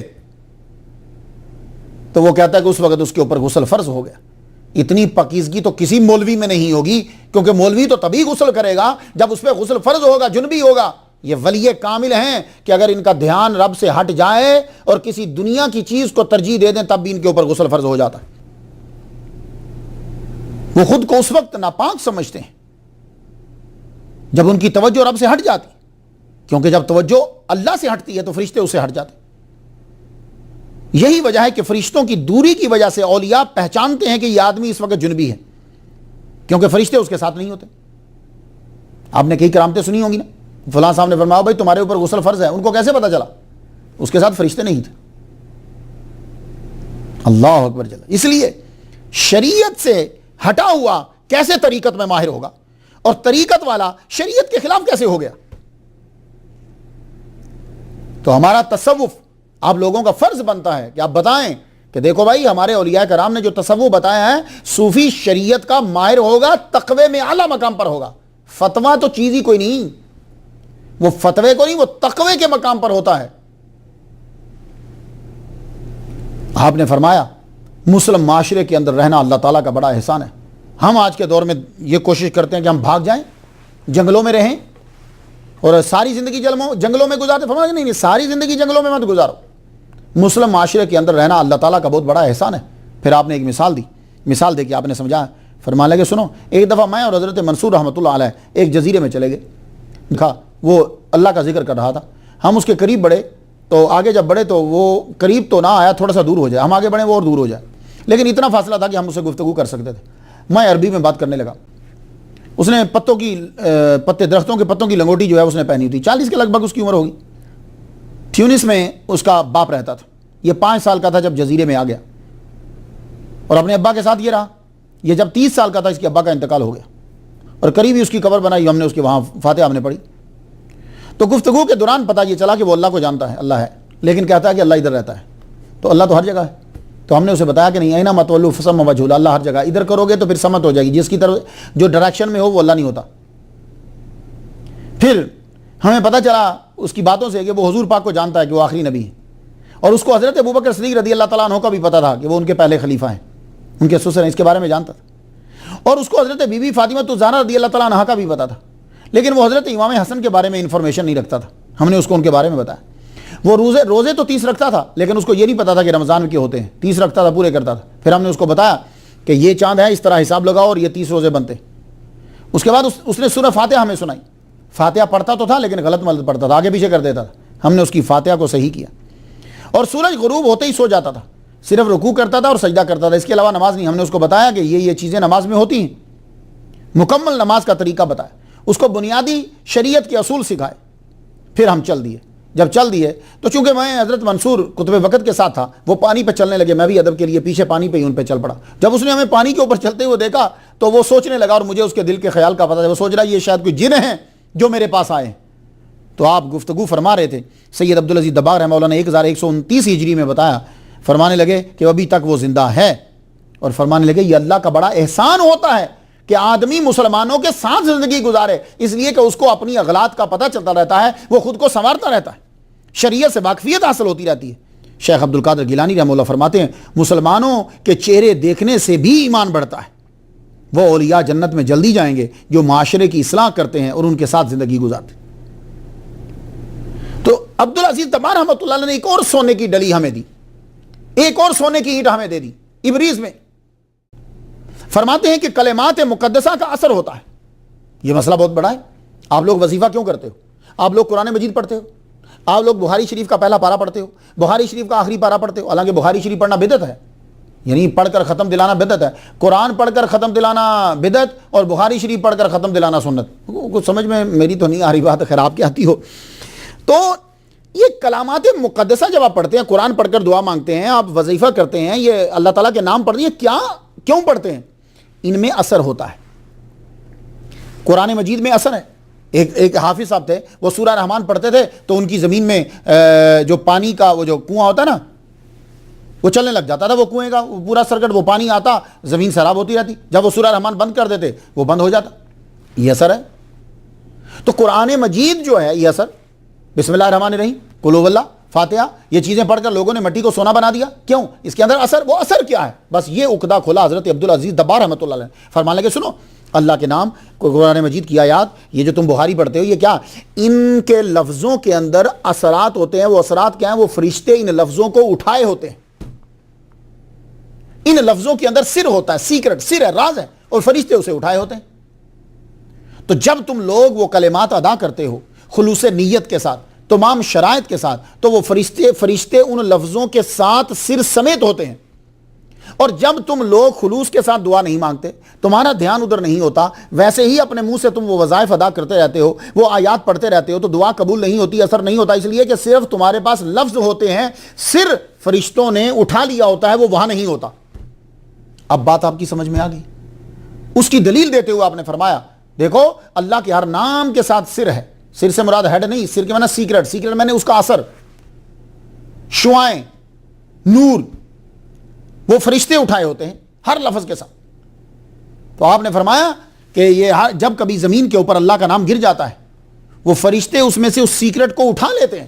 اگر نہ اٹھائیں تو جتنے لوگوں کے پاؤں اس کے برابر سے گزر رہے ہیں تمام کے پاؤں جل جائیں۔ اللہ اکبر جل شانہ۔ اب مجھے سمجھ آئی کہ بشر حافی رحمت اللہ علیہ کو فیض کیوں ملا تھا۔ کیوں؟ فرشتوں نے وہ سر اٹھایا، لیکن فرشتے رہتے وہی ہیں، وہ اس بندے کا نام لکھ دیتے ہیں جو اس نام کو اٹھاتا ہے۔ تو آپ نے بسم اللہ الرحمن الرحیم کو صاف کر کے، عطر نکال کے، عطر لگا کے اوپر بلندی پہ رکھا۔ تو بسم اللہ الرحمن الرحیم کو جب بلندی پہ رکھا، رب تعالیٰ نے ان کو توبہ کی توفیق عطا فرما دی۔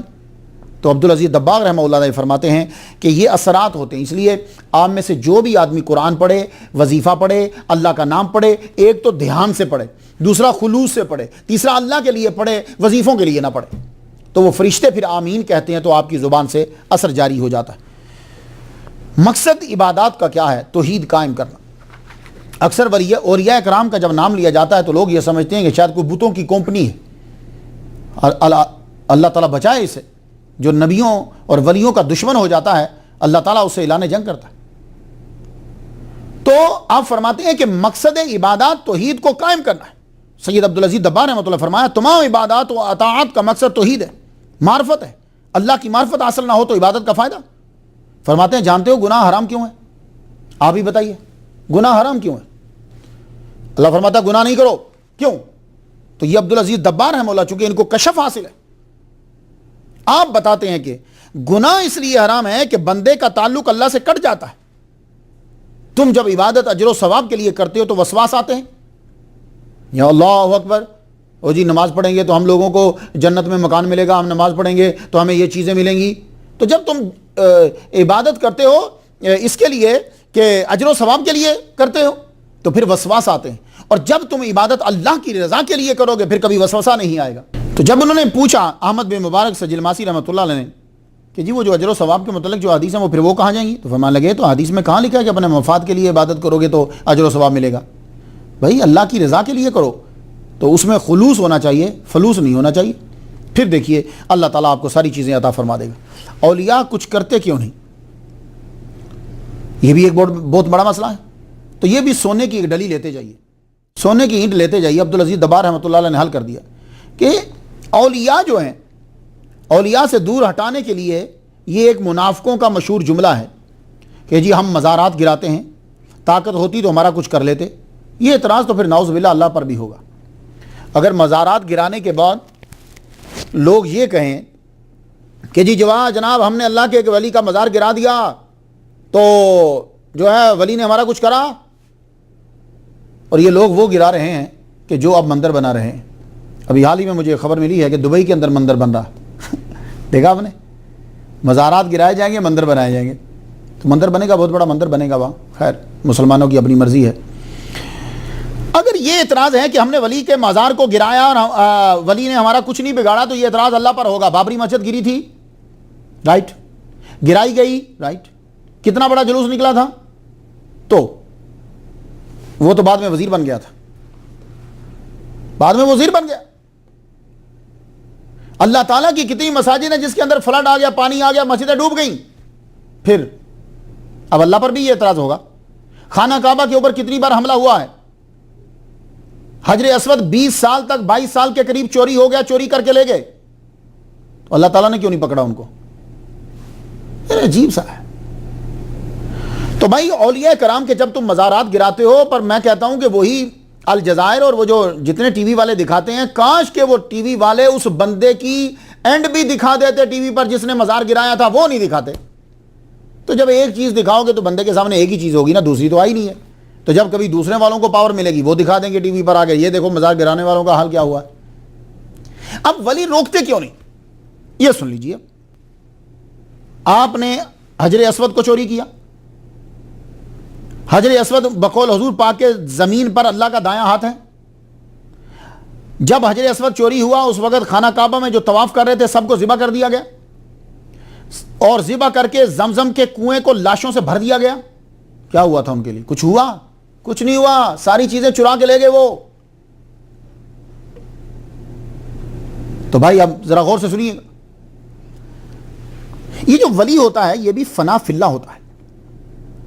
یہ فنا فی اللہ ہوتا ہے. اللہ تعالیٰ کی طاقت اتنی ہے کہ انما امرہ اذا اراد شیئا ان یقول له کن فیکن فسبحان الذی بیدہ ملکوت کل شیء والیہ ترجعون. طاقت اس کے اندر اتنی ہے، کن کہہ دے تو تباہ کر کے رکھ دے. لیکن نہیں، 22 سال تک جو ہے وہ حجر اسود چوری رہا. تو بتلانا یہ چاہتا ہوں میں کہ ولی جو ہوتا ہے وہ فنا فی اللہ ہوتا ہے. تو وہ کیا ہوتا ہے؟ وہ اللہ کی رضا پہ راضی رہتا ہے. اللہ نے جو کہہ دیا ٹھیک ہے مالک، تیری رضا تو میری رضا. تو اگر اس چیز میں خوش ہے تو اسی چیز میں چلتے دیجیے. حضرت یحییٰ علیہ السلام کی گردن اڑ گئی، حضرت زکریا علیہ السلام کو آرے کے نیچے چیر دیا. تو سید عبدالعزیز دبار رحمہ اللہ فرماتے ہیں کہ ان میں اتنی طاقت ہوتی ہے کہ اللہ سے عرض کریں تو سب تباہ ہو جائے، مگر وہ حضور کے طریقہ پر عمل کرتے ہیں. جب اولیاء جنگ میں شریک ہوں گے تو اپنی طاقت کا استعمال نہیں کریں گے، وہ پھر اسی طرح تلوار اٹھائیں گے، نیزے سے کام کریں گے. میرے مولا علی چاہتے تو اکیلے مولا علی پوری جنگوں کو تباہ کر کے رکھ دیتے اگر اپنی طاقت، روحانی طاقت کو استعمال کرتے. نہیں، تلوار اٹھاتے ہیں، تلوار گھوڑے پہ بیٹھتے ہیں، نیزے چلاتے ہیں. امام حسین اگر چاہتے تو ایک جملہ منہ سے بولتے، سارا پانی آپ کے سامنے بہنے لگ جاتا، یزیدی تباہ ہو جاتا. لیکن نہیں، خاموش، گھوڑے پہ بیٹھے، تلوار اٹھائی، تیری رضا مالک جیسے اب چلنے دو. تو اس طرح ولی کامل کو اجازت نہیں ہے وہ دشمن کے خلاف ہر وقت اپنا سر استعمال کرے. فنا فی اللہ ولی کا اصل دین کرامت نہیں استقامت ہوتا ہے، غلوب نہیں عفو ہوتا ہے، مٹانا نہیں بچانا ہوتا ہے، ہٹانا نہیں سمجھانا ہوتا ہے. آج ولی اللہ کہاں ہے؟ سید عبدالعزیز دبار رحمۃ اللہ علیہ نے اس مسئلے کو بھی حل فرما دی. اکثر لوگ سوال کرتے ہیں جب کرامات سنتے ہیں، یہ لوگ آج کہاں ہیں؟ ہمیں کیوں نہیں ملتے؟ آج یہ کرامتیں کیوں نہیں ہیں؟ پھر تو یہ اعتراض معجزات پر بھی ہوگا. آج وہ معجزات کیوں نہیں ہو رہے؟ جب ضرورت ہوتی ہے تو ہر چیز ہوتی ہے. ایک آدمی بولا مجھے ولی کیوں نہیں ملتے. یہ بات کرنے والے کو اپنی حیثیت کا تو تعین پہلے کر لینا چاہیے. میں 14 سال سے امریکہ میں ہوں.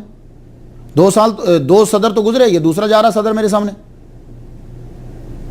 میری بات آپ سمجھ رہے ہیں؟ تو بھائی یہ صدر، اب میں کہوں کہ مجھے صدر کیوں نہیں ملتا، وہ موجود ہیں تو مجھے ملے. تو بھائی صدر موجود ہے، میرے اختیارات اتنے نہیں کہ میں وہاں جا سکوں، اور میرا مقام اتنا نہیں کہ وہ میرے پاس آ جائے. اور یہی حال ہم لوگوں کا ہے کہ اختیارات اتنے نہیں ہیں کہ آپ لوگ، آپ کی حیثیت اور کرتوت ایسے نہیں ہے کہ آپ وہاں جا سکیں، اور مقام اتنا نہیں ہے کہ وہ آپ کے پاس آ سکے.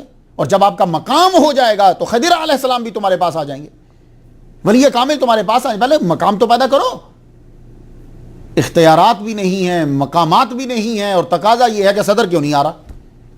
تو جب اختیارات ہوتے ہیں تو تم چلے جاتے ہو، اور جب مقامات آتے ہیں تو پھر وہ آ جاتے ہیں۔ دونوں میں سے تعین کرو کہ تمہارے پاس ہے کیا چیز۔ آج بھی اولیاء موجود، 300 اولیاء، 40 ابدال، 7 اطاد، 5 اقطاب، 1 قطب عالم آج بھی موجود ہیں۔ آج بھی ایسی ہستیاں موجود ہیں، ان کی تلاش میں رہو، اختیارات پیدا کرو یا مقام پیدا کر، اختیارات پیدا کر کے تو وہاں پہنچ جائے، یا مقام پیدا کر کے وہ تیرے پاس آ جائے۔ فَإِنَّ اللَّهَ مَعَ الَّذِينَ اتَّقَوْا وَالَّذِينَ هُمْ مُحْسِنُونَ۔ آج بھی ولی ہیں۔ تو بس آپ اپنے اندر اختیارات، اب بس یہ تعین کر لیجئے کہ آپ اختیارات والے ہو یا مقامات والے ہو، کیا ہو۔ اور زیادہ تر یہ آدمی بکواسات والے ہوتے ہیں جو اس طرح کا اعتراضات کرتے ہیں، کہاں ہیں ولی، کہاں ہیں کرامتیں۔ یہ نہ اختیارات والے ہوتے ہیں نہ مقامات والے ہوتے ہیں، یہ صرف بکواسات والے ہوتے ہیں۔ اسم اعظم، اس مسئلے کو مختلف انداز سے آپ نے حل کیا۔ اسم اعظم کیا ہے؟ اسم اعظم پہ ڈسکس کرتے ہوئے آپ نے فرمایا کہ اسم اعظم جو ہے یہ ذات سے پڑھا جاتا ہے، زبان سے نہیں پڑھا جاتا، اور یہ ذات سے ادا ہوتا ہے، اور اس کا ورد کرنا آدمی کے لیے بھاری ہوتا ہے۔ اور جب یہ ذکر ذات کرتی ہے تو پیتل کے گرنے کی سی آواز آتی ہے۔ واحد حضرت عیسیٰ علیہ السلام تھے جو دن میں 14 بار اپنی ذات سے اسم اعظم کا ذکر کرتے تھے، اللہ اکبر جل شان۔ حضرت حدیث علیہ السلام تھے جنہوں نے اللہ کو اپنی زبان سے علیم کہا، قوی کہا، عظیم کہا، منان کہا، اپنی زبان سے ادا کیا، اور اللہ تعالیٰ نے پھر تمام انبیاء کے بولے ہوئے ناموں کو عربی زبان کے اندر قرآن مجید میں جو ہے وہ اللہ تعالیٰ نے سمو دیا، قرآن میں عربی لغت کے اندر اکٹھے کر دی۔ آپ نے پھر ایک وظیفہ بھی بتا دیا، فرمانے لگے ڈاکٹر جس کو لا علاج قرار دے دیں، بڑا مریض ہو وہ، تو وہ اس کو پڑھا کرے۔ یہ سورہ ملک میں ہے، الا یعلم من خلق وهو اللطیف الخبیر۔ یہ آپ سب لوگوں کو اجازت، اسے پڑھیے، الا یعلم من خلق وهو اللطیف الخبیر، سورہ ملک کے اندر، سورہ ملک 29واں پارہ سٹارٹ ہوتا نا۔ ایک اور بڑا مسئلہ، ایک اور سونے کی ڈلی آپ نے دی جو ابریز خالص سونے کے اندر موجود ہے، وہ کیا ہے؟ حضرت خضر اور موسیٰ علیہ السلام کا واقعہ۔ اس واقعے کے اوپر بڑی گفتگو ہوتی ہے، خضر علیہ السلام بڑے ہیں کہ موسیٰ علیہ السلام بڑے ہیں؟ اگر خضر علیہ السلام چھوٹے ہیں تو پھر ان کے پاس کشف زیادہ کیوں ہے؟ موسیٰ علیہ السلام جو ہیں ان کو ان باتوں کا پتہ کیوں نہیں چل رہا؟ آدمی کا ذہن میں آتا ہے نا۔ تو آج سن لیجیے آپ نے کس طرح اس کو حل فرمایا۔ کہنے لگے سنو، خضر اور موسیٰ علیہ السلام کی مثال ایسے ہے جیسے دو نمائندہ ہوں بادشاہ کے، ایک تو بادشاہ کے چہرے کے سامنے کھڑا ہے اور اس کے چہرے کو تک رہا ہے، اور ایک وہ ہے کہ جو اس کا نمائندہ بازار میں پھر رہا ہے۔ تو جو بازار میں پھر رہا ہوگا اس کے پاس خبریں زیادہ ہوں گی، اور جو بادشاہ کے پاس بیٹھا ہوا ہے وہ صرف اس کے چہرے کو تک رہا ہے، مرتبہ اس کا زیادہ ہے جو بادشاہ کے چہرے کو تک رہا ہے، اور جو بازار میں پھر رہا ہے خبر اس کے پاس زیادہ ہے۔ کہتے ہیں یہی صورتحال موسیٰ اور خضر علیہ السلام کی۔ موسیٰ علیہ السلام جو ہیں وہ بادشاہ کے چہرے کو تک رہے ہیں، اور خضر علیہ السلام بازار میں گھوم رہے ہیں، اس لیے خبریں ان کے پاس زیادہ ہیں، مرتبہ ان کا زیادہ ہے۔ اللہ اکبر جل شانہ۔ یہ کشف سے پتہ چلتا ہے۔ آپ نے فرمایا یہ معاملہ بعض اوقات پیر و مرید کے بیچ بھی ہو جاتا ہے۔ فرمان لگے ایک شیخ تھے، ان کے مرید کا انتقال ہو گیا تو آسمانی باتیں اور خبریں ان کے لیے بند ہو گئی۔ تو فرمان لگے وہ جب تک وہ تھے یہ خبروں کا سلسلہ جاری تھا، جب سے وہ گیا ہے خبروں کا سلسلہ بند ہو گیا، پھر اس کی جگہ ایک اور مرید نے لے لی۔ کہنے لگے شکر ہے رب کا، کیا وہ سلسلہ دوبارہ سے شروع ہو گیا۔ پھر مسئلہ غرانیق چلا کہ حضور صلی اللہ علیہ وآلہ وسلم نے بتوں کے نام لے دیے تھے۔ یہ مسئلہ غرانیق جب چلا تو آپ نے فرمایا سنو، تصوف میں شرط اول ادب ہے، بے ادبی نہ ہو۔ حضور نے نماز کے دوران جو ہے وہ کسی بت کی تعریف نہیں کی۔ تو علامہ احمد بن مبارک سجل ماسی رحمۃ اللہ کہتے ہیں، تو میں نے جب جا کر دیکھا تو قاضی ایاز بھی یہی کہتے ہیں، بزاز نے بھی یہی کہا، ابو بکر بن عربی نے بھی یہی کہا، جو عبدالعزیز دباغ رحمۃ اللہ نے کہا۔ کہتے ہیں کہ اگر ہم یہ عقیدہ رکھ لیں کہ شیطان غالب آ گیا تھا نبی پر تو پھر تمام وحی کے اندر شک پڑ جائے گا۔ شیطان جو ہے وہ تو کہہ چکا کہ میرا غلبہ جو ہے وہ تیرے بندوں پر نہیں ہوگا۔ وہ خاص بندے جو ہیں ان تمام خاص کے بلکہ اخص کے بھی سردار محمد مصطفیٰ صلی اللہ علیہ وآلہ وسلم۔ تو جب شیطان اپنے منہ سے کہہ رہا ہے کہ تیرے بندوں پر چند ہیں کہ جن پر میرا غلبہ نہیں ہوگا، تو جب وہ خود کہہ رہا ہے تو محمد مصطفیٰ صلی اللہ علیہ وسلم پر کیسے غالب آ گیا شیطان؟ فرماتے ہیں کہ میں نہیں مانتا۔ آپ فرماتے ہیں، کہتے ہیں وہ تمام حدیث پکڑ کر دیوار کے اوپر مار دو جن حدیثوں کو پڑھنے کے بعد نبی کی معصومیت کے اوپر شک پڑتا ہو. اور قاضی بیضاوی نے بھی یہی لکھا کہ یہ واقعہ غلط ہے ورنہ وہی سے اعتماد اٹھ جائے. کچھ باتیں ذرا مشکل ہو گئی لیکن یہ سننا تاکہ آپ کو پتا چلے کہ کتنی نظر ہوتی ہے اللہ کے ولی کی. پھر آپ نے ایک مسئلہ قرآنی آیات سے پوچھا, آپ کو گیا کہ آپ کو کیسے پتا چلتا کہ یہ آدمی قرآن پڑھ رہا ہے, یہ آدمی حدیث پڑھ رہا ہے. میں نے بارہا آپ کو جانچا ہے آزمانے کے لیے. میں آپ کے سامنے قرآن پڑھتا ہوں تو آپ بتاتے ہو یہ قرآن ہے, میں حدیث پڑھتا ہوں تو آپ بتاتے ہو حدیث, جبکہ آپ نے نہ قرآن پڑھا ہوا ہے نہ حدیث پڑھی ہوئی ہے. فرمایا کہ سنو آج میں تمہیں بتاتا ہوں. تو آپ نے علامہ احمد بن مبارک سجل ماسی رحمۃ اللہ علیہ سے یہ کہا, کہنے لگے سنو, جب تم قرآن بولتے ہو تو قرآن کے لفظوں کے ساتھ ایک نور نکلتا ہے, اور جب تم حدیث بولتے ہو چونکہ نبی کے الفاظ ہیں ان کے ساتھ بھی نور نکلتا ہے. قرآن اللہ کا کلام ہے, کلاموں کا بادشاہ ہے, تو اس کا نور پاورفل ہوتا ہے. اور جب تم نبی کا کلام بولتے ہو, نبی مخلوق میں ہے, مخلوق کے سردار ہیں, لیکن اللہ کی تو مخلوق ہے, ان کے کلام کے اندر نور کی پاور ذرا کم ہوتی ہے. تو میں اس نور کی پاور سے اندازہ لگا لیتا ہوں کہ تو قرآن پڑھ رہا ہے یا حدیث پڑھ رہا. اللہ اکبر جل شانہ. یار ہم لوگ تو ولیوں کی برابری نہیں کر سکتے, نبی کی برابری کیسے کریں گے؟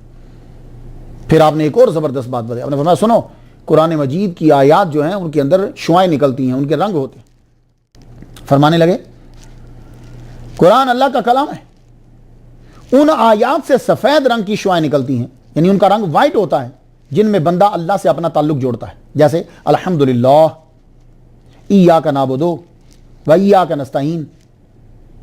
تو بندہ جو جوڑتا ہے اپنا تعلق, اس میں سفید رنگ کی شعائیں اور سبز رنگ کی ریز نکلتی ہیں ان قرآنی آیات سے جن میں اللہ کی طاقت اور خاصے بیان کیے جاتے ہیں. جیسے مالک یوم الدین, مالک الملک, الحی القیوم, یا ذل جلال والاکرام.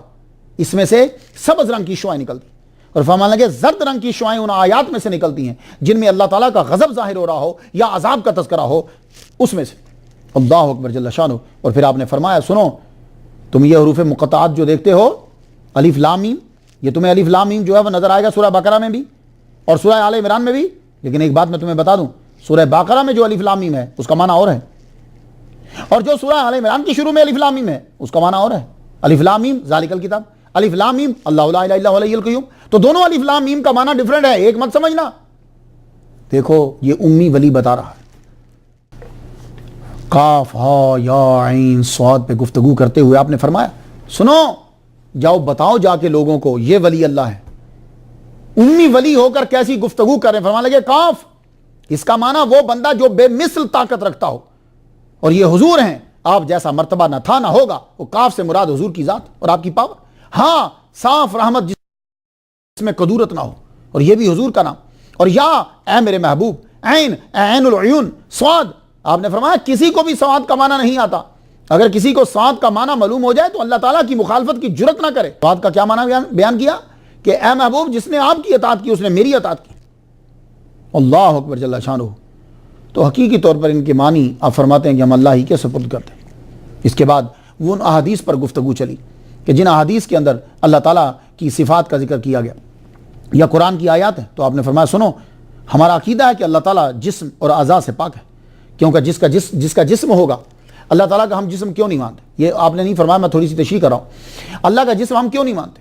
اس لیے کہ جس کا جسم ہوتا ہے وہ جگہ گھیرتا ہے, اور جو جگہ گھیرتا ہے اس پہ وقت گزرتا ہے, جس پہ وقت گزرتا ہے اس پہ ٹوٹ پھوٹ ہوتی ہے, جس کی ٹوٹ پھوٹ ہو اس پہ موت واقع ہوتی ہے, جس پہ موت واقع وہ اللہ ہو نہیں سکتا, اس لیے اللہ کا جسم نہیں. تو اللہ تعالیٰ جسم اور اعضاء سے پاک ہے. تو سوال یہ ہوا کہ پھر عین اللہ کا معنی کیا ہے, اللہ کی آنکھ کا معنی کیا ہے؟ ید اللہ قرآن میں جو آتا ہے ید اللہ, اللہ کے ہاتھ کا معنی کیا ہے؟ یوم یکشف عن ساق ویدعون الی السجود, اللہ کی پنڈلی کا معنی کیا ہے؟ تو آپ نے فرمایا ان کی تشریح میں دو عقائد ہیں, تفویض اور تعویل. تفویض کہ اللہ رسول بہتر جانتا ہے, تعویل کہ ید اللہ کا معنی اللہ کی طاقت, عین اللہ کا معنی اللہ کا علم. تو سید عبدالعزیز دباغ رحمۃ اللہ علیہ فرمانے لگے تفویض ٹھیک ہے. تو مبارک کہتے ہیں کہ میں نے جب پڑھا تو پتہ چلا امام مالک بھی یہی کہتے ہیں, امام اعظم بھی یہی کہتے ہیں, امام شافعی بھی یہی کہتے ہیں, امام احمد بن حنبل بھی یہی کہتے ہیں, سفیان بن عیینہ بھی یہی کہتے ہیں, سفیان ثوری بھی یہی کہتے ہیں, شریک بن شہاب نے بھی یہی کہا, امام بخاری نے بھی یہی کہا, امام مسلم نے بھی یہی کہا, امام ترمذی نے بھی یہی کہا کہ تفویض جو ہے وہ ٹھیک ہے. اور آپ نے ولیوں کے لیے یہ ایک بات بتا دی. فرمانے لگے سنو, ولی کے لیے یہ ہے کہ وہ چلتا جائے رکے مت. آپ نے فرمایا ولی مومن اس وقت ولی بنتا ہے جب اسے فتح حاصل ہو جائے. یعنی وہ آسمان اور زمینوں کا مشاہدہ کر لے، اس کو آسمان نظر آئے، زمین نظر آئے۔ معین الدین جمیری چشتی رحمہ اللہ کا واقعہ تو آپ لوگوں نے سنا ہوگا، پیر نے کہا کہ ذرا دیکھیے کیا نظر آ رہا ہے، فرما لگے آسمان تک ہر شے، کہا نیچے دیکھو، کہا زمین تک ہر شے، کہا لگا جاؤ۔ تو یہی عبدالعزیز تبار رحمہ اللہ فرما رہے ہیں کہ ولی اس وقت بنتا ہے جب اس کے اوپر چیزیں واضح ہو جاتی ہیں، آسمان اور زمینوں کا مشاہدہ کرنے لگتا ہے، حجابات اٹھ جاتے ہیں، جنات اور ان کے مساکن اسے نظر آتے ہیں۔ نبوت اور ولایت میں کہتے ہیں کہ بڑا فرق جو ہے وہ ایک چیز ہے، وہ کیا کہ دونوں میں نور ہوتا ہے، پھر بھی فرق ہے۔ ولی میں ولایت کے بعد نور ہوتا ہے، اور نبی میں اعلان نبوت سے پہلے نور ہوتا ہے، بعد میں بھی نور ہوتا ہے۔ اور آپ نے فرمایا ولی کو مشاہدات کے دوران رکنا نہیں چاہیے۔ آپ جب ولی بننے لگیں گے تو آپ کو مشاہدے ہوں گے، مشاہدہ، یہ چیز نظر آئی، یہ چیز، کرامتیں ظاہر ہوتی رہتی۔ کچھ لوگ تو وہ کرامتیں دکھانے میں لگ جاتے ہیں، وہ اسی وقت ہی فلاپ ہو جاتا ہے۔ اور خاص طور پہ جو خود اپنی کرامتیں بیان کر رہا ہے، اسے بچ جایا کرو، اس بندے سے بچو، نکلو۔ ہاں کوئی آدمی بیان کر رہا ہے بلکہ اس کو بھی روکنا چاہیے، وہ ترقی کی راہ میں رکاوٹ ہوتا ہے، لیکن خیر اب انہیں کیا روکیں۔ خود آدمی بنا بنا کے اپنی طرف سے کرامتیں سنانا، اسے بچ جاؤ، وہ سمجھ جاؤ کہ وہ رک گیا مشاہدے کے اوپر آگے۔ اور جب یہ دنیا کے مشاہدات پورے ہو جاتے ہیں، پھر وہ نبیوں کی ذات کا مشاہدہ شروع کر دیتا ہے، تو فرماتے ہیں کہ وہاں بھی مت رک، کیونکہ ایک صاحب عیسیٰ علیہ السلام کی ذات کے مشاہدے پہ رک گئے، عیسائی ہو گئے تھے۔ نہیں رکنا، چلتے جانا ہے، اور اس وقت تک مطمئن مت ہونا جب تک محمد مصطفیٰ صلی اللہ علیہ وسلم کی ذات کا مشاہدہ نہ ہو جائے۔ میرا خیال ہے کہ آج کی جو تقریر ہے یار، اس آدمی کو زبانی یاد کر لینی چاہیے کہ جو آدمی تصوف میں تھوڑی سی بھی دلچسپی رکھتا ہے اور آگے بڑھنا چاہتا ہے۔ تمباکو نوشی، اس مسئلے کو آپ نے حل فرما دیا۔ یہ سگریٹ جو ہے، ایک تمباکو ہے بطور دوائی استعمال کرنا، جیسے حکے میں ڈالا، اوپر قوام ڈالا، الائچی ڈالی اور چیزیں ڈالی کہ اس کی تمباکو کی سمیل جو ہے وہ ختم ہو جاتی۔ تمباکو ٹوبیکو کے مسئلے کو آپ نے ایسے حل کیا، آپ کے نزدیک آپ فرماتے ہیں ٹوبیکو جائز نہیں ہے۔ وہ کہتے ہیں کہ قطعی حرمت تو نہیں بول سکتے کیونکہ آدھے ادھر ہیں آدھے ادھر ہیں، لیکن ٹوبیکو جائز نہیں، یہ آپ نے کہا۔ کہنے لگے اہل دیوان ٹوبیکو کا استعمال نہیں کرتے، فرشتوں کو ہر اس شے سے نفرت ہے جس سے بدبو آتی۔ اسی مسئلے کو شاہ ولی اللہ نے بھی حل کر دیا ہے۔ شاہ ولی اللہ نے اس مسئلے کو حل کیا، کہنے لگے کہ ٹوبیکو جو پیتا ہے اس کو حضور صلی اللہ علیہ وآلہ وسلم کی محفل میں آنے کی اجازت نہیں ہوتی۔ یہ شاہ ولی اللہ نے کہا، انہوں نے 2-3 مثالیں دی ہیں۔ اب ٹوبیکو کے بارے میں اتنا مسئلہ کیوں ہے؟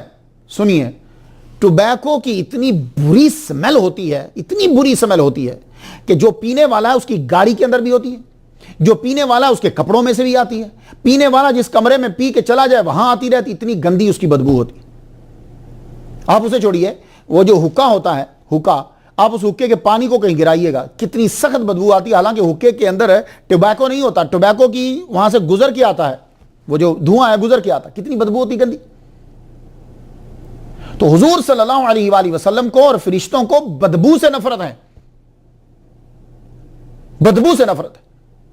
اصل چیز یہ ہے، شاہ ولی اللہ نے بھی اسی پہ ہی بات کو ٹھہرائی۔ وہ فرمانے لگے کہ چونکہ قرآن مجید میں نہیں ہے، قطعی حرمت کی بات نہیں کرتا، لیکن دلیل سن لو۔ حضور صلی اللہ علیہ وسلم نے کہا کہ مجھے گارلک اور آنین سے منع کیا گیا، کیوں؟ وجہ بدبو۔ حضور صلی اللہ علیہ وسلم نے جو کہا تھا کہ میں آج کے بعد شہد کا استعمال نہیں کروں گا، کیا تھی وجہ بدبو، کیونکہ وہ مکھیوں نے شہد جس جگہ سے بنایا تھا، ہو سکتا ہے کہ اس جگہ کے اوپر جو ہے نا وہ گارلک آنین اس طرح کی کوئی چیز وہاں ہوتی ہو، تو بدبو۔ حضور صلی اللہ علیہ وآلہ وسلم نے جو مسجد میں آنے سے منع کیا کہ جو یہ کھا کر ہماری مسجد میں نہ آئے، کیوں؟ وجہ بدبو۔ آپ کو معلوم ہے کہ عطر لگانے کا جمعے کے دن کیوں کہا گیا؟ اس لیے کہ پسینہ ہوتا ہے، وجہ بدبو۔ آپ کو معلوم ہے کہ وضو جو ہے وہ ہوا خارج کرنے سے ٹوٹ جاتا ہے، وجہ کیا؟ وجہ بدبو، ورنہ کوئی تک نہیں بنتا کہ اس کے ساتھ وضو ٹوٹ جائے، وجہ ہے بدبو۔ اگر اسے وضو نہ ٹوٹے تو پھر مسجد کے اندر اگر کسی کی ہوا خارج ہوگی تو بدبو پھیل جائے گی۔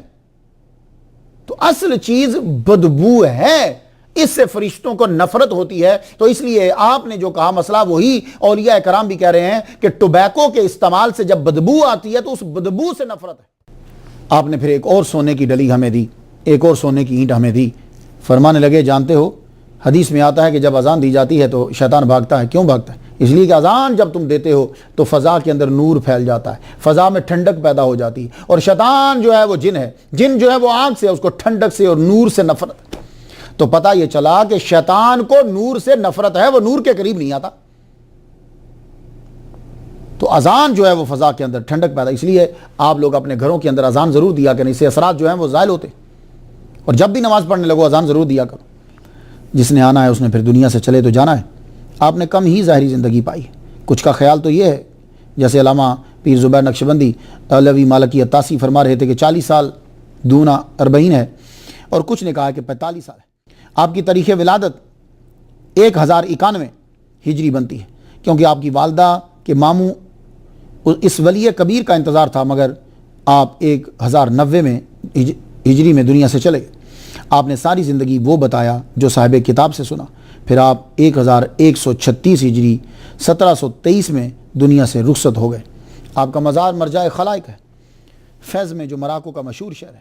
292 سال گزر گئے ہیں، مگر آج بھی آپ کی قبر زندہ ہے اور کام بھی آپ کا زندہ ہے۔ اولیاء کی تعظیم کرو تاکہ اللہ تعالیٰ آپ پر رحمت نازل فرمائے۔